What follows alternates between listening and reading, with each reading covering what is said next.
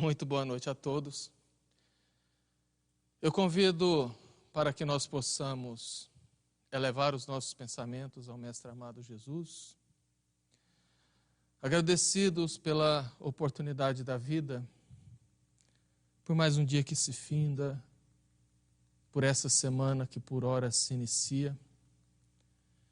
E dessa maneira pedimos as bênçãos do Mestre, para que possa nos iluminar, nos orientar no caminho a ser trilhado em mais uma semana de vivência, de vida, de desafios, para que possamos sempre termos o seu Evangelho como bússola, como norte, e dessa maneira sempre tomarmos as melhores decisões.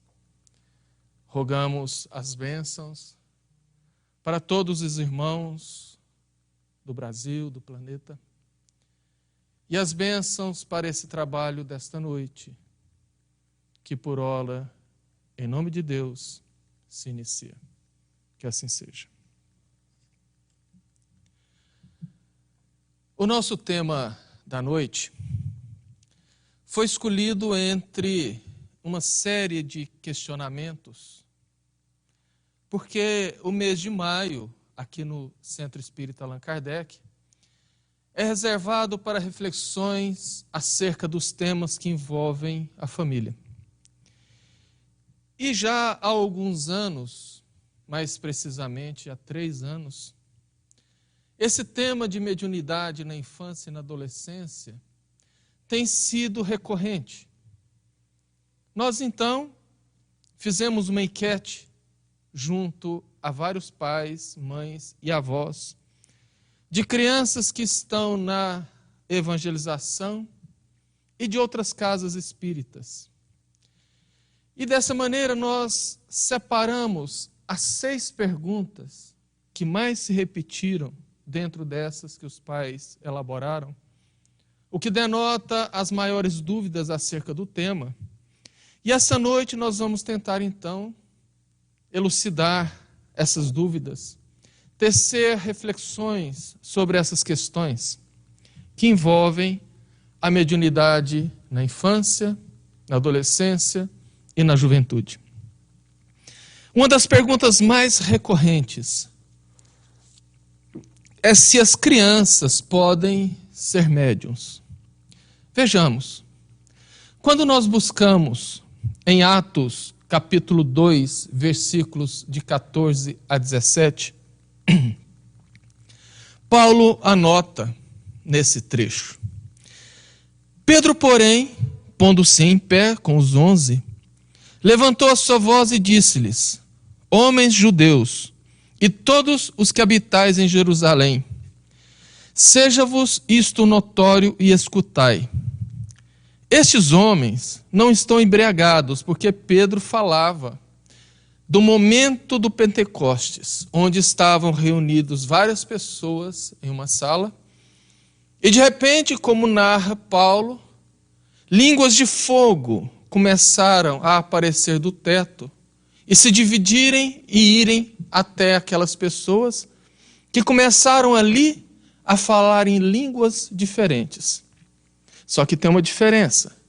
Eles falavam em línguas, mas os outros que não falavam aquela língua entendiam absolutamente tudo do que eles falavam.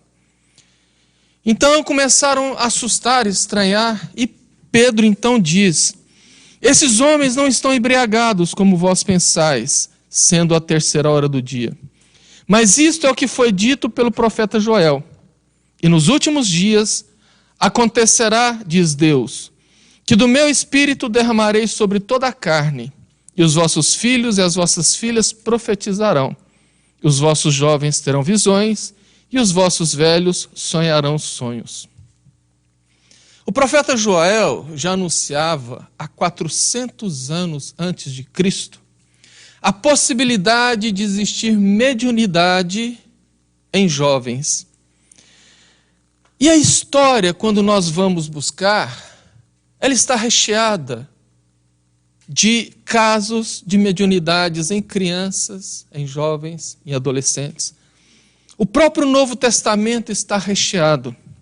E o livro dos Médiuns, no capítulo 18, no item 221, Kardec pergunta: em que idade a criança pode ocupar-se da mediunidade? Ou seja, em que idade que a criança pode ser médium? E os espíritos respondem: não há idade precisa.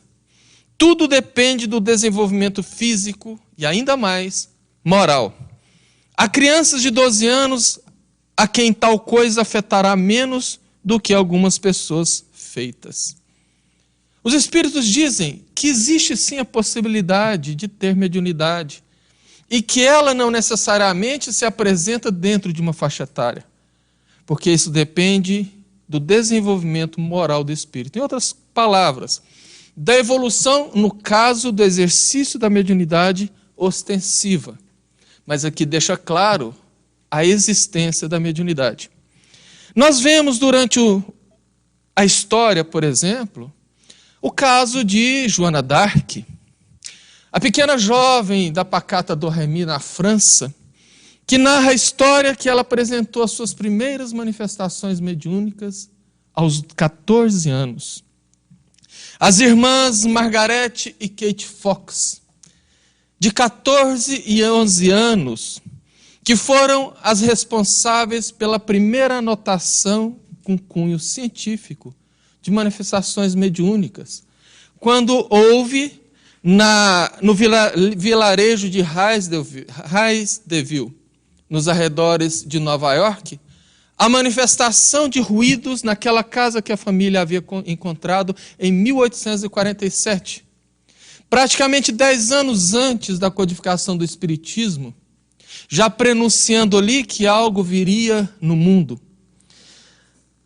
A jovem Hermance Dufour, que apresentou sua mediunidade aos 12 anos, aos 14 anos já tinha escrito um livro sobre a autobiografia de São Luís, ditada por ele mesmo, e que aos 16 anos era a principal médium das reuniões íntimas do professor Rivaio, o futuro Allan Kardec, e que através de sua comunicação mediúnica, Kardec recebeu a orientação que deveria preparar um periódico, que mais tarde se transformou na Revista Espírita, de tanta importância para o estudo dos espíritas.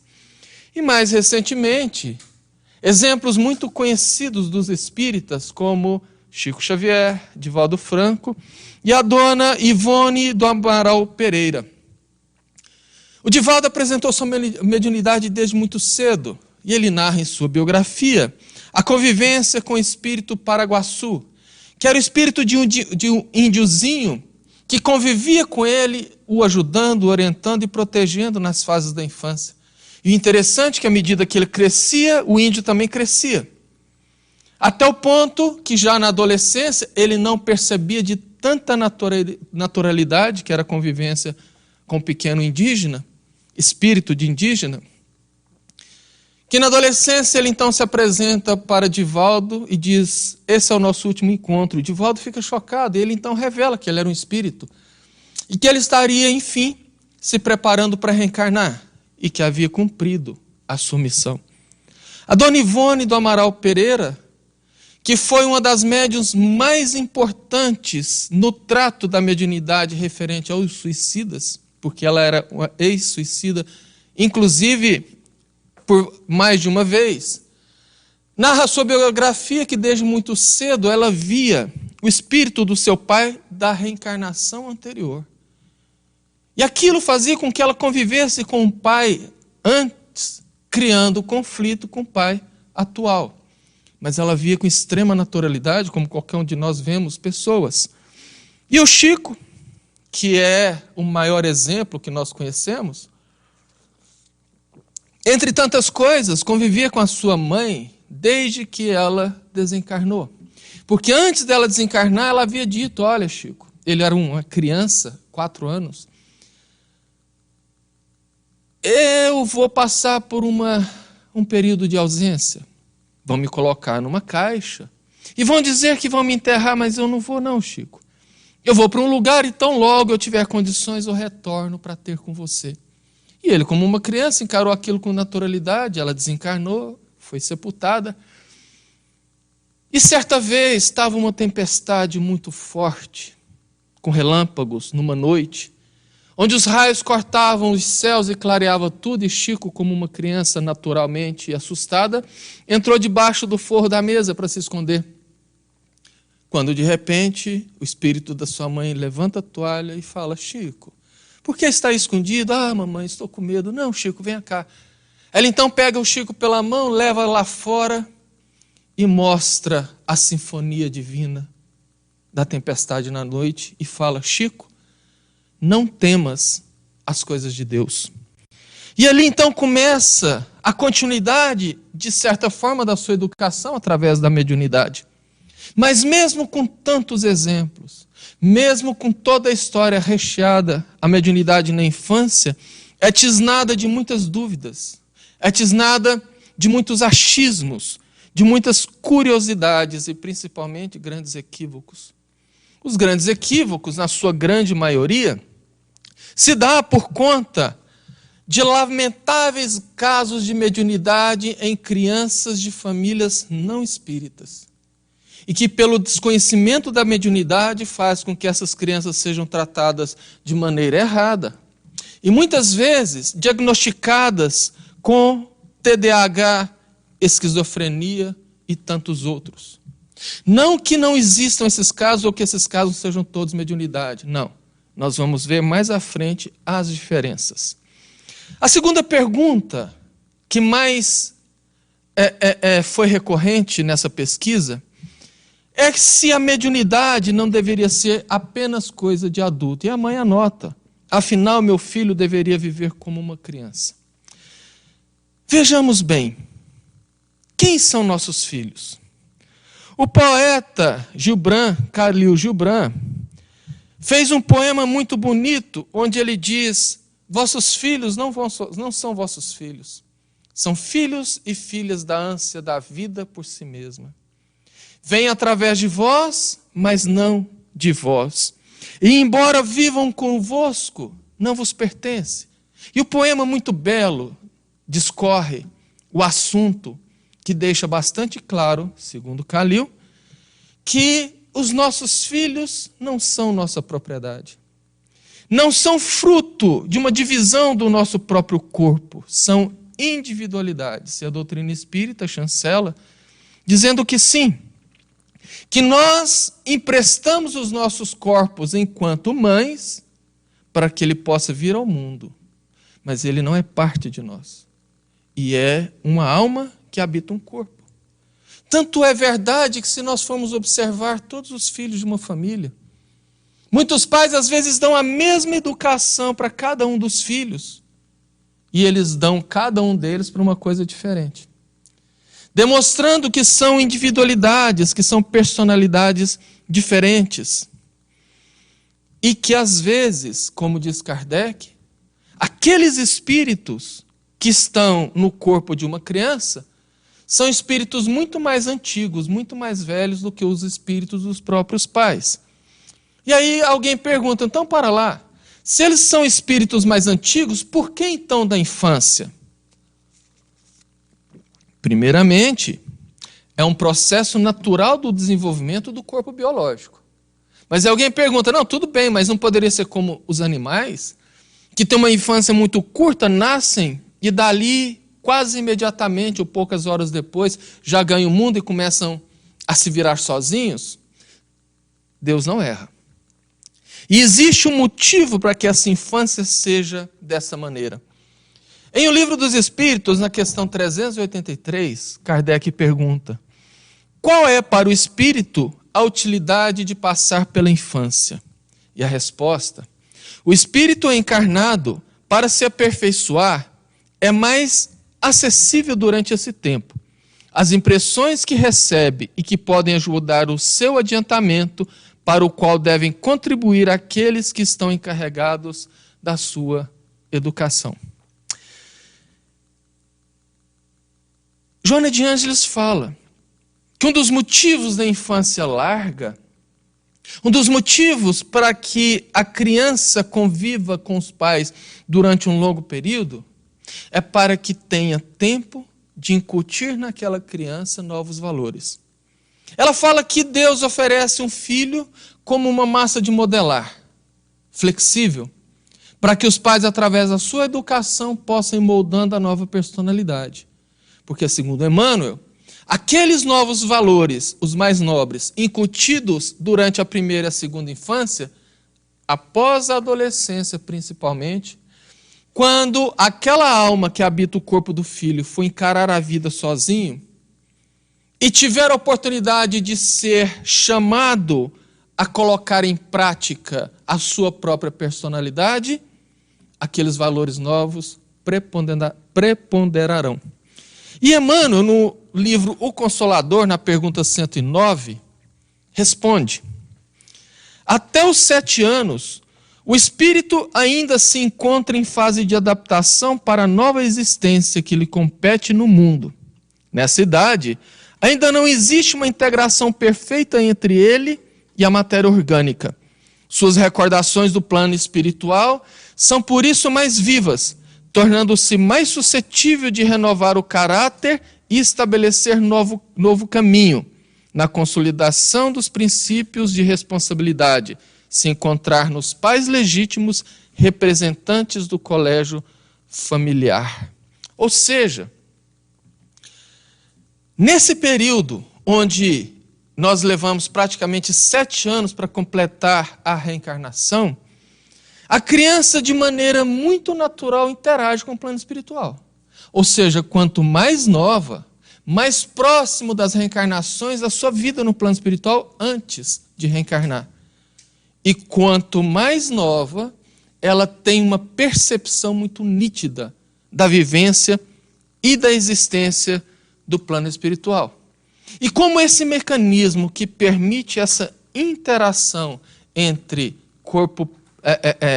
mundo físico e mundo espiritual foi intitulado por Kardec de mediunidade, nós podemos afirmar que a criança vive a mediunidade naturalmente, porque a mediunidade é um mecanismo natural.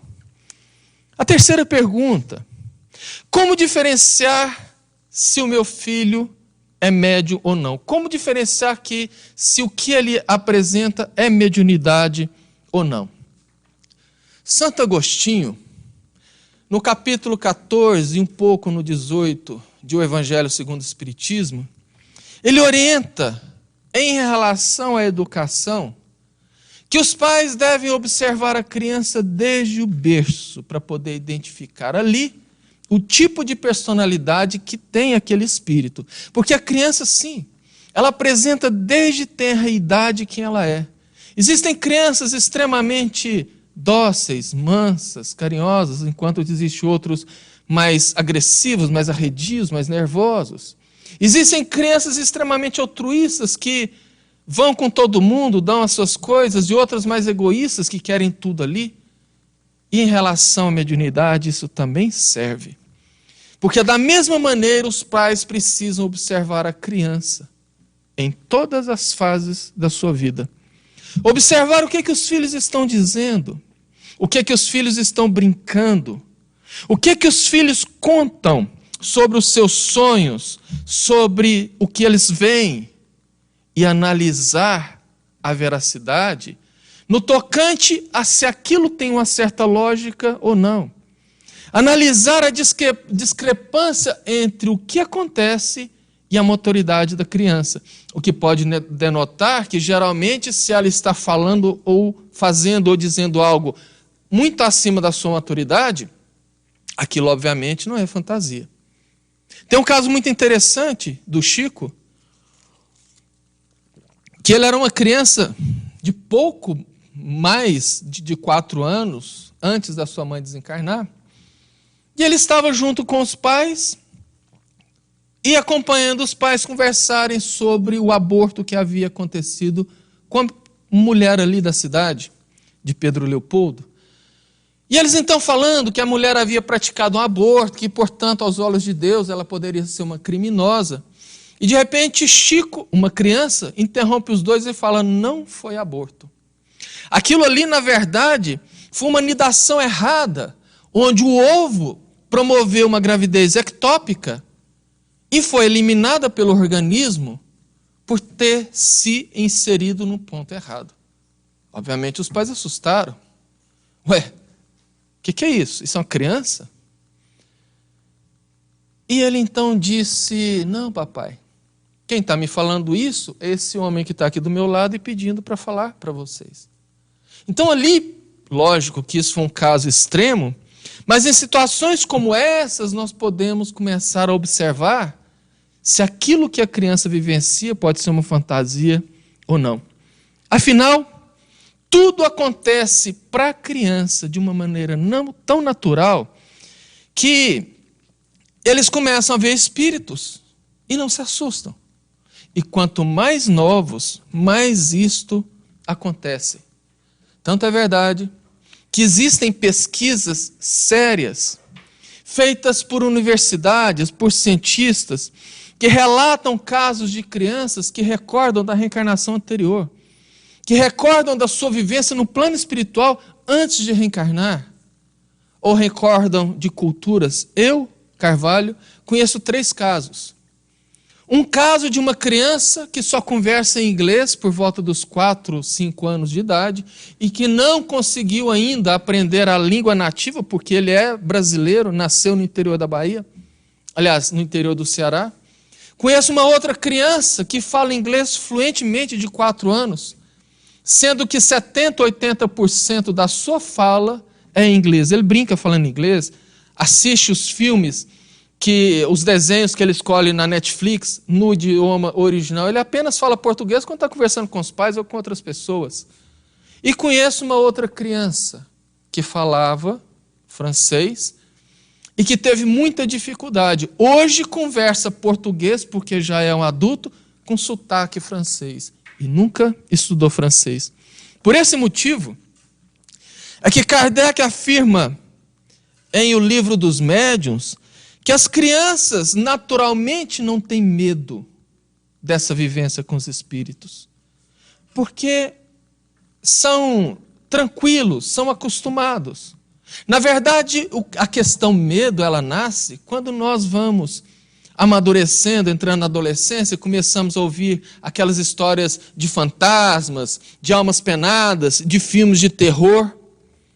Por isso que a vivência na infância é tão natural, tão natural, que chegou ao ponto de a psicologia tradicional intitular os amiguinhos imaginários ou amiguinhos invisíveis. Ah, então você está falando que não existe essa fantasia infantil? Não, não estou falando isso. Existe, sim.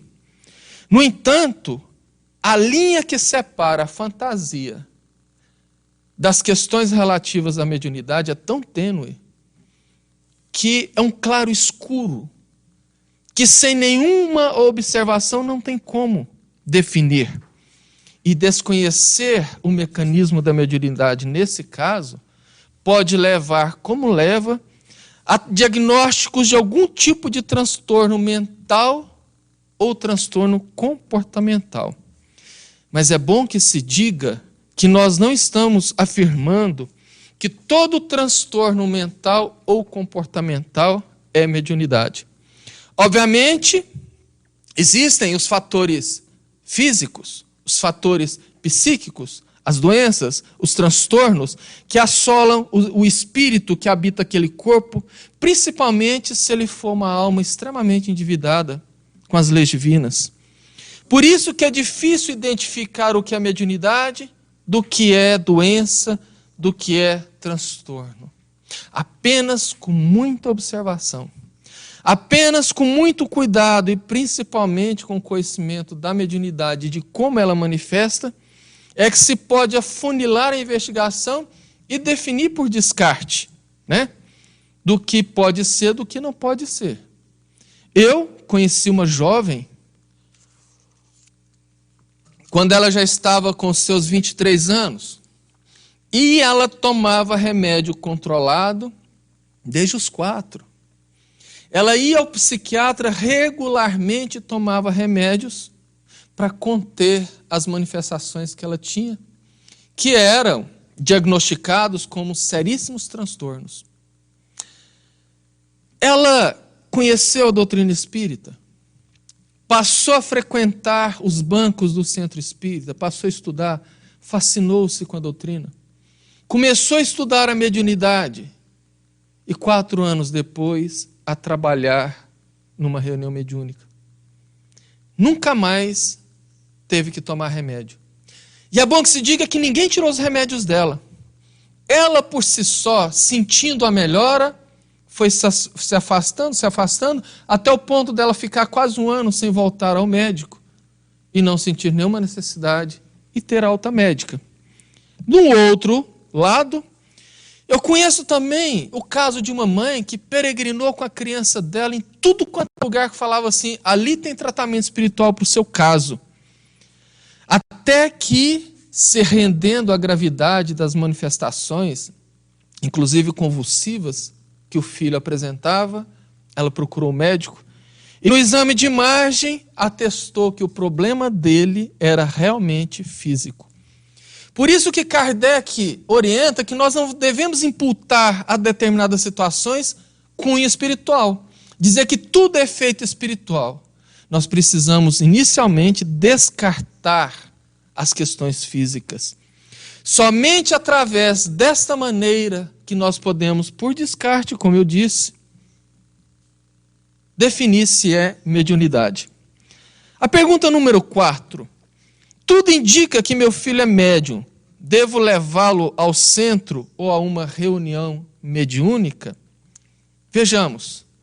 O livro dos médiuns, no capítulo 18, no item 6, Kardec pergunta, será inconveniente desenvolver a mediunidade nas crianças? E os espíritos respondem, certamente. E sustento que é muito perigoso, porque esses organismos frágeis e delicados das crianças seriam muito abalados e a sua imaginação infantil muito superexcitada. Assim, os pais prudentes as afastarão dessas ideias, ou pelo menos só lhe falarão a respeito no tocante às consequências morais. Ou seja, Kardec afirma que nós não devemos incentivar a mediunidade nas nossas crianças. Porque isso pode superexcitar as suas fantasias. Isso pode interferir diretamente na sua estruturação psicológica, porque mesmo sendo um espírito antigo, encarnado, ele está ali como uma criança. E está passando pela fase do desenvolvimento do cérebro e do desenvolvimento da sua personalidade. E por esse mesmo motivo, os espíritos dizem, e Kardec anota, que não deve-se ficar questionando aos filhos sobre o que está acontecendo, o que eles estão vendo, o que ele está percebendo, porque esses questionamentos também irão estimular a fantasia dos filhos e eles passarão a narrar, inclusive, coisas verídicas que não estão acontecendo. Ou seja, os pais devem tratar as questões relativas à apresentação da mediunidade nas suas crianças de maneira muito natural e com muita neutralidade. Ou seja, sem valorizar ou sem menosprezar. Por outro lado, e ao mesmo tempo, os pais devem incentivar os filhos a encarar aquela situação com naturalidade. Se por um acaso o filho falar, papai, eu estou vendo aqui alguém que está do meu lado querendo me perturbar, com toda amorosidade, chama ele, senta no colo, fala, meu filho, vamos orar para ele? Porque de repente a gente faz uma oração, ele fica feliz e vai embora. E fazem. Ele vai começar a perceber então, não apenas que aquilo é algo natural, tranquilo, mas que tem um jeito de lidar com aquilo que se chama o amor através da oração. Os pais, inclusive, têm que ficar em estado de alerta, observando a evolução do quadro. Tratar com naturalidade, não fazer perguntas, mas também observando o que está acontecendo, porque na grande maioria das vezes essas manifestações tendem a desaparecer com a entrada do filho na adolescência ou na juventude. Lembra que Emmanuel disse que a reencarnação se completa aos 7 anos? É interessante, só uma curiosidade, porque quando alguém lê desinformadamente que a reencarnação só se completa aos 7 anos, fala assim, mas como assim? Eu vejo meu filho correndo para lá, para cá com 3, 4 anos de idade, não tem como falar que ele não está reencarnado. Não é assim em relação ao corpo.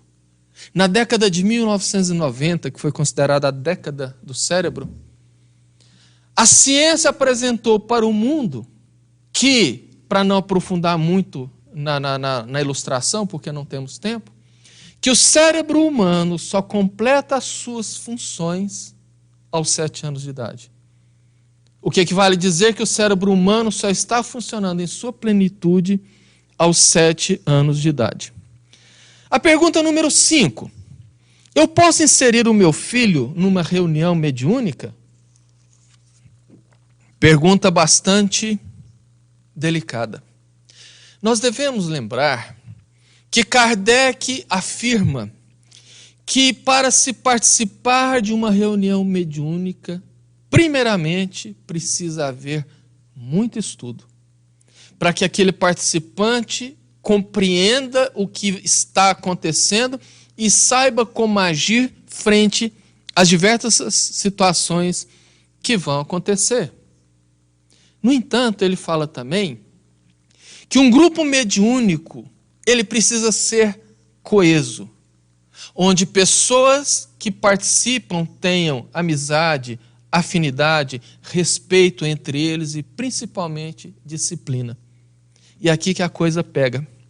Porque a adolescência, a juventude, não é um momento apropriado para forçar um jovem a ter esse tipo de rigidez, de disciplina. Ele está no momento onde ele está preocupado com o Enem, com o vestibular. Ele está preocupado em terminar o 2º grau, em fazer as suas coisas. E ali na reunião mediúnica, ele não teria a disciplina, ele não teria a presença que a reunião exige. Por isto que aconselha-se que o jovem participe de reuniões mediúnicas, depois da sua preparação, obviamente, após a idade adulta. Aliás, após os 18 anos, após a maioridade. Porque antes disso, ele não estaria preparado. Agora, se os pais, desde cedo, levam seus filhos para as atividades da casa espírita, começando desde a evangelização infantil, passando pela juventude.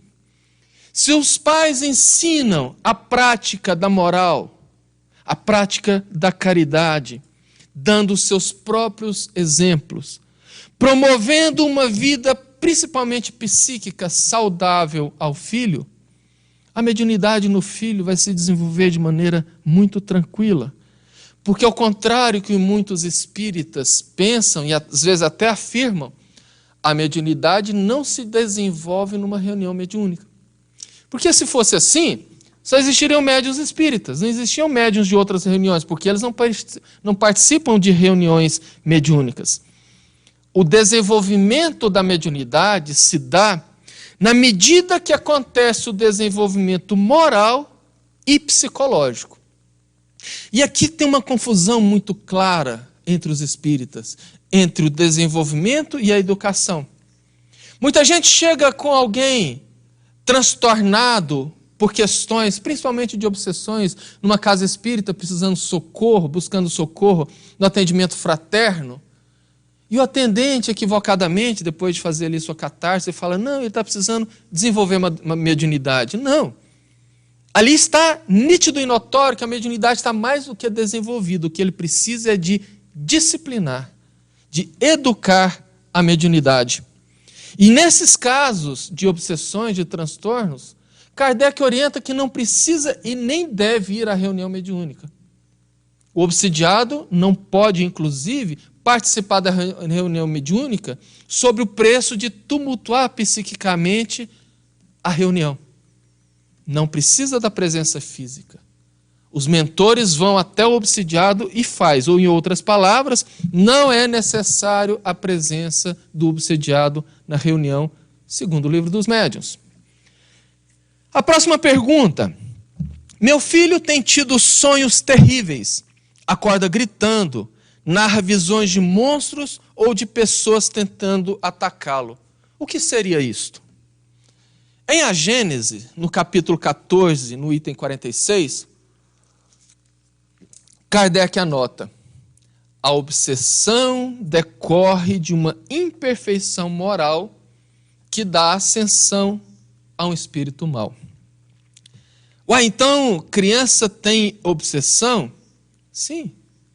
A obsessão acontece na infância da mesma maneira que acontecem transtornos de comportamento, transtornos psicológicos, doenças físicas de toda a ordem.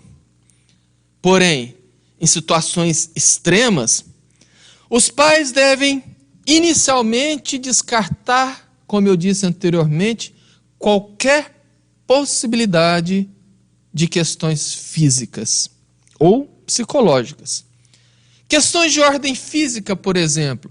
Existem tumores ou, às vezes, lesões cerebrais que podem desencadear mudança de comportamento, desencadear agitação, visões de bichos, de monstros, de situações qualquer, ou causar impressões às crianças. Em alguns casos de esquizofrenia, inclusive, que já manifesta desde tenra idade, não tem nada a ver com mediunidade, não tem nada a ver com obsessão. É um fator físico e que, portanto, deve ser descartado.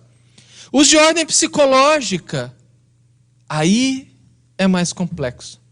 Porque o ambiente familiar, o tipo de vida que a criança leva em família, a sua relação com as pessoas, com os parentes, o ambiente pesado, às vezes, que os pais criam com discussões, com brigas, os tumultos todos, podem desestruturar psicologicamente a criança e podem causar toda sorte de transtornos e que vão, obviamente, desaguar para outros tipos de comportamento. E não é obsessão. Então os pais precisam ficar muito atentos a isso. Muito atentos e, como eu disse e repito, e descartando as possibilidades físicas e psicológicas para, por último, chegar nas questões da obsessão. Mas uma criança, então, pode ser obsediada, não é tão ruim. Uma criança, um bebê, um adolescente.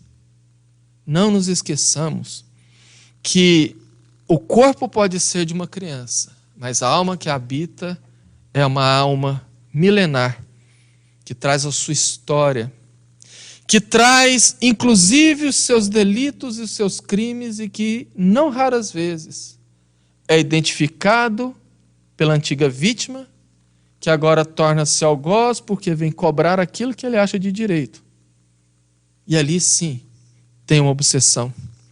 Eu conheço um caso de uma criança, e é uma coisa muito lamentável de se ver, que é uma criança normal, mas quando ela surta, eu já ouvi ela falar, já ouvi gravações, ela quer matar a mãe. Ela diz que vai arrumar um jeito de matar a mãe em uma das situações, em outras situações ela fala que vai se matar. Ao ponto de procurar facas, canivetes ou outro tipo de armas brancas, que quando ela consegue ter acesso, ela começa a se cortar. Mas que quando ela sai do surto, ela volta a ser uma criança normal, chora inclusive pela dor dos cortes e não se lembra de nada. Mais tarde, numa reunião mediúnica, depois de vários meses de tentativa de identificação, eis que manifesta um espírito extremamente revoltado e raivoso, inimigo do passado da mãe e da criança, e que utilizava da mediunidade, da facilidade da criança pela tenra idade, para tentar investir contra a mãe e principalmente contra ela. Por isso que é fundamental que se observe algumas características que podem indicar que a criança está sendo vítima de obsessão. E aqui vem uma parte um tanto quanto complexa. No livro Loucura sob Novo Prisma, que o Dr. Bezerra de Menezes escreveu ainda como um médico reencarnado na Terra, ele tem uma frase que precisa ser observada sempre. Nem toda loucura é loucura, pode ser obsessão. Lembrando que ele usa o termo da época, porque há muito tempo o termo loucura já caiu em desuso. Mas ele anota, nem toda loucura é loucura, pode ser obsessão. Como nem toda obsessão é obsessão, pode ser loucura. O que o Dr. Bezerra está dizendo isso? Justamente que a linha que separa os transtornos físicos dos transtornos obsessivos é muito tênue. Aquelas duas partes se mesclam no claro escuro sem uma definição nítida. O que equivale a dizer que o que eu vou narrar daqui para frente sobre as características, sobre os sintomas que podem ser obsessão, mas podem ser também transtornos físicos ou psicológicos.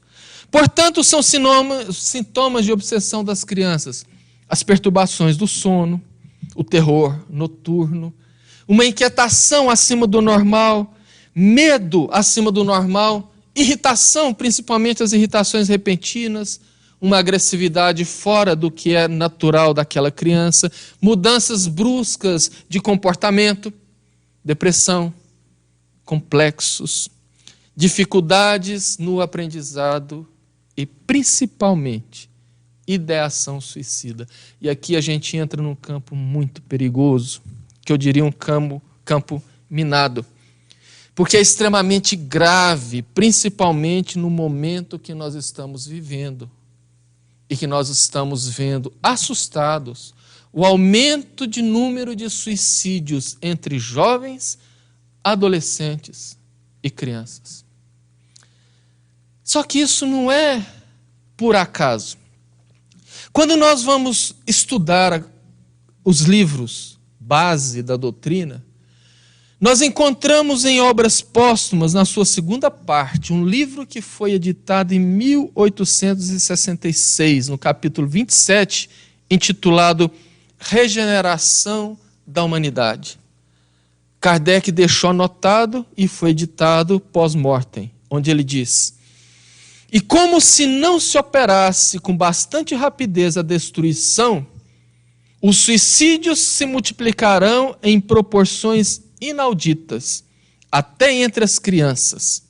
A loucura jamais terá atingido tão grande quantidade de homens, que antes mesmo de morrerem, estarão riscados do número dos vivos.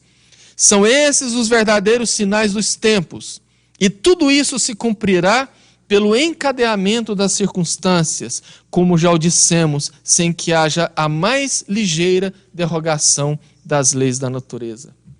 Ele falava do momento que a gente está passando agora, nesse momento de transição, e dizendo que uma das características que marcaria esse momento era justamente o aumento inaudito de suicídios, principalmente de crianças. Só que esse não é o tema da nossa reflexão de hoje, porque isso é muito profundo, muito complexo, muito demorado. Mas o fato que a obsessão tem um grande papel nessa ideação suicida das crianças. E aqui, a beleza, a amorosidade de Deus, que faz com que nós nos encontremos embaixo do mesmo teto, clama principalmente aos pais uma contribuição muito forte e uma responsabilidade muito maior no trabalho da profilaxia e ideação suicida das crianças e dos jovens, ou seja, no trabalho de evitar isto. Isso se chama a busca pela harmonia no lar. Não nos iludamos, até mesmo porque nem sempre aquela obsessão, aquela perturbação espiritual é inerente à criança. Um lar desequilibrado, abre as suas portas, não só para entrada de obsessores que são inimigos do passado, mas para a penetração de obsessores oportunistas, justamente pelo psiquismo inferior gerado ali. Nunca me esqueço de uma situação que eu passei na minha própria família. Eu era um adolescente, 15 para 16 anos, e desde muito cedo eu acompanhava meu pai nos trabalhos que ele desenvolvia no Sanatório Espírita aqui de Jataí, que foi um sanatório espírita idealizado e construído por ele, por primos, por amigos.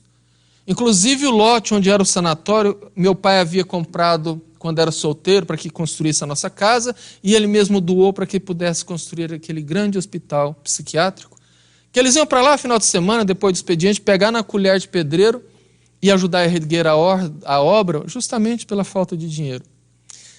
Ali eu acompanhando, desde cedo, porque meu pai nos educou com exemplo, e levando junto, ao invés de falar, faça o que eu faço, mas não fala o que eu falo. E como toda família, naturalmente, nós estávamos naquela época passando por dias difíceis dentro de casa. Aqueles dias onde tudo é briga dentro de casa, onde um não pode falar nada, que o outro já responde, dali já vira uma discussão.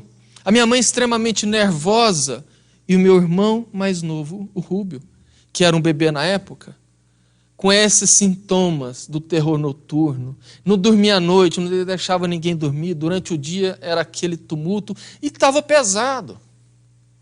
E meu pai, como sempre, com muita paciência, ele tentava resolver de certa forma, mas sempre orando, pedindo a ajuda de Deus. E certo dia, coisa já de algumas semanas depois daquela situação, eis que na reunião no sanatório pela manhã, o espírito Gersino, que era um companheiro nosso lá do sanatório, que trabalhava como uma espécie de enfermeiro, disse: olha, Eudes, eu tenho observado as suas orações e eu resolvi ir até a sua casa para ver o que está acontecendo. E lá eu identifiquei um espírito que nós trouxemos para cá em tratamento, e ele nos contou que ele estava zanzando pela rua, vagando pela rua sem destino. E de repente ele passou na porta da sua casa, a porta estava aberta e a sua esposa, extremamente nervosa, gritava com os filhos lá dentro. Ele ficou curioso e entrou. E ali ele achou o clima daquilo que ele sempre gostava de fazer, ver o circo pegar fogo. Então ele ficava ali instigando um, instigando o outro, perturbando um, perturbando o outro, porque ele se comprazia com aquela situação. Demonstrando, meus queridos, o quanto é sério o clima de animosidade ou de desequilíbrio de um lar. E isso vai afetar, sim, aquele que estiver mais sensível dentro do lar. E que geralmente são as crianças, pelos fatores que a gente já viu aqui. E isso é tão sério que até onde casos de obsessão é sobre a própria criança, o lar equilibrado, o comportamento dos pais serve de escudo, ou melhor, não dá campo para o desenvolvimento daquela obsessão. E eu tive casos dentro da própria família. Eu tenho um irmão que é extremamente trabalhador no bem, se desdobra como pode, faz trabalhos de assistência espiritual no presídio, dá assistência diariamente pelas manhãs no albergue, participa efetivamente de atividades em casas espíritas, reuniões mediúnicas. E tem um filho adolescente. E certa feita, numa reunião mediúnica, eis que manifesta um espírito dentro de uma classe de outros espíritos que estavam manifestando naquela noite, que eram espíritos que estavam envolvidos na obsessão de adolescentes, com o intuito de levá-los ao uso de drogas.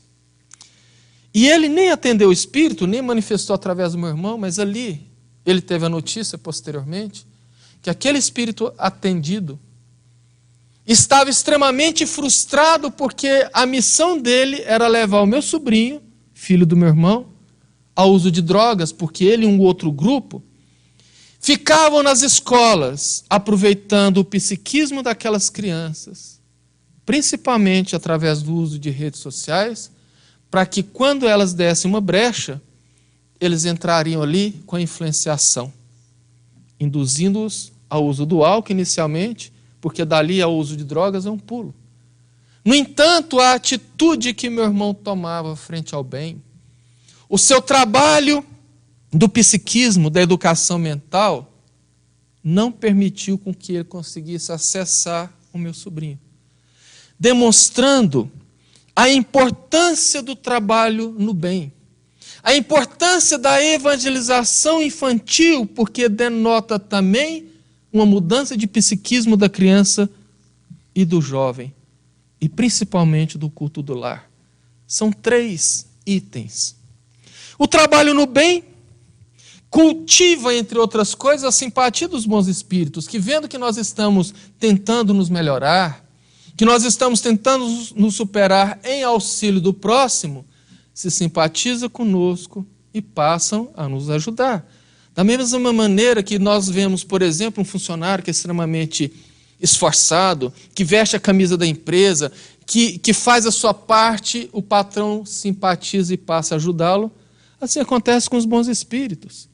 Sem dizer que quando nós passamos a trabalhar no bem, nós elevamos a nossa faixa vibratória, o nosso psiquismo, o que não permite o assédio desses espíritos.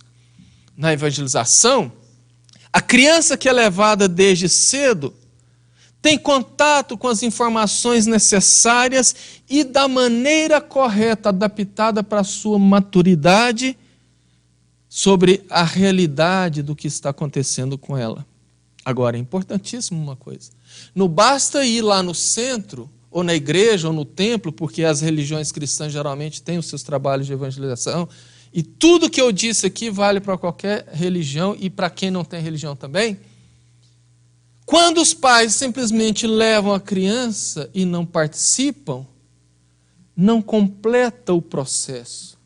É fundamental que o pai deixe a criança na evangelização e participe concomitantemente das outras atividades da casa espírita, para exemplificar e para também fazer o seu autotratamento. E o culto no lar, que é extremamente fundamental. No caso das obsessões, principalmente o culto no lar adota um papel extremamente importante. Manuel Filomeno de Miranda, André Luiz dizem que aquelas casas onde existe o culto do evangelho no lar, de maneira disciplinada, no dia correto, na hora correta, permite com que os espíritos frequentem. Ah, mas eu faço dentro do dia que eu posso, então não tem espírito bom? Tem, obviamente tem, sempre tem, principalmente familiares. Mas nós temos que entender que os espíritos têm o que fazer. E que os espíritos bons têm uma disciplina muito rígida. Portanto, se o nosso culto é bagunçado, eles não vão comparecer a não ser quando dá. Então, a presença de espíritos ali não é, digamos assim, a melhor possível. Mas quando se tem disciplina de dia e horário, eles vêm. E Manuel Filomeno de Miranda diz que os maiores trabalhos de desobsessão se dão no culto no lar. Não só apenas de espíritos que tentam perturbar a família, como espíritos que estão pelas ruas ou em outras famílias, porque os lares, segundo André Luiz, que fazem o culto de maneira rotineira, são identificados no plano espiritual para serem uma estação de pronto socorro imediato. Ou seja, aquele socorro primeiro, antes do espírito ser encaminhado por algum outro lugar. No entanto, eu me lembro muito bem, e aqui fica para ilustrar, já caminhando para o final, de uma técnica que meu pai usava e aconselhava bastante.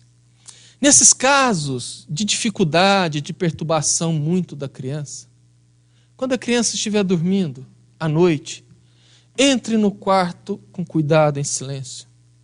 Sente na beirada da cama. Converse com a criança, num tom mais baixo para não acordá-la. Com carinho, com amorosidade. Explique as coisas para ela, porque o cérebro dela está captando.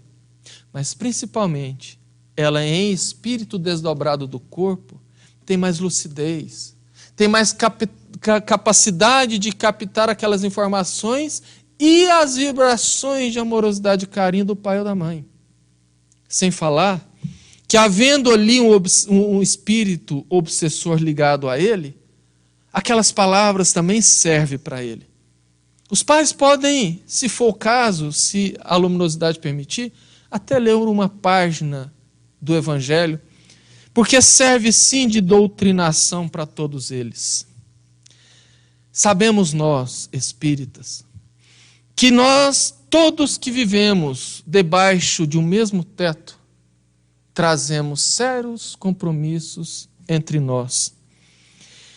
Não raras vezes, os pais que compõem uma família e que passam por situações delicadas com o filho, com um desenvolvimento mediúnico muito cedo, ou principalmente com obsessões, não raras vezes os pais estão ligados diretamente, sejam como protagonistas diretos, sejam como causadores daquela situação, não só para o filho, como para os espíritos que o perturbam.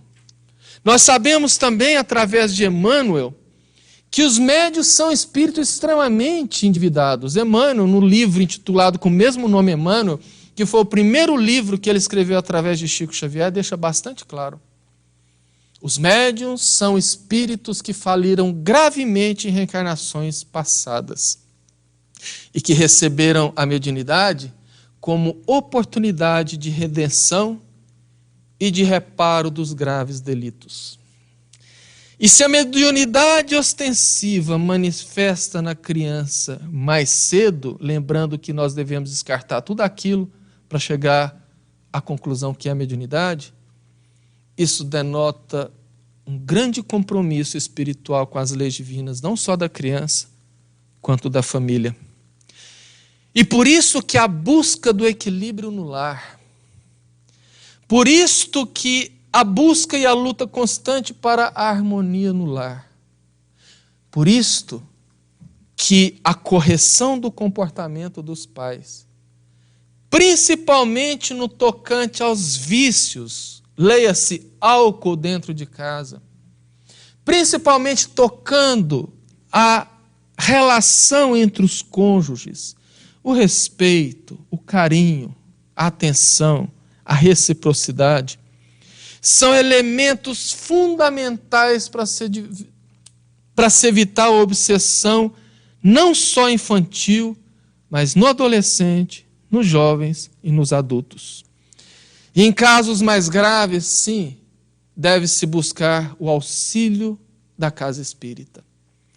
No entanto, mesmo com a intercessão das equipes espirituais, mesmo com a ajuda das equipes espirituais dos trabalhos mediúnicos da casa espírita, se não houver mudança de comportamento, se não houver melhoria no psiquismo, tanto individual quanto coletivo do lar, a obsessão não cura por completo. E em voltando, a recidiva sempre é mais grave. O que denota a grande responsabilidade para com os pais. A grande responsabilidade da maior e única escola para a vida que se chama lar, que se chama família. Nós precisamos buscar o conhecimento.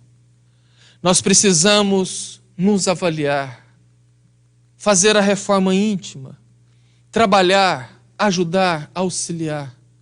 Em outras palavras, vivenciar o Evangelho. Esse é o único caminho. E nós estamos passando, sim, por momentos bastante tumultuosos. E as famílias refletem exatamente o que acontece no mundo, porque a família é a célula máter da sociedade. E quando nós vemos uma sociedade em desequilíbrio, é porque as famílias, por sua vez, estão em desequilíbrio. E cabe a cada um de nós não ficar esperando que o governo faça alguma coisa, que o vizinho faça alguma coisa, que o amigo faça alguma coisa. O trabalho é individual. Se nós quisermos ver um mundo melhor, nós precisamos, sim, começar a grande mudança por nós mesmos. Que Jesus possa nos iluminar a todos, Muito obrigado pela atenção e que Deus nos abençoe. Obrigado.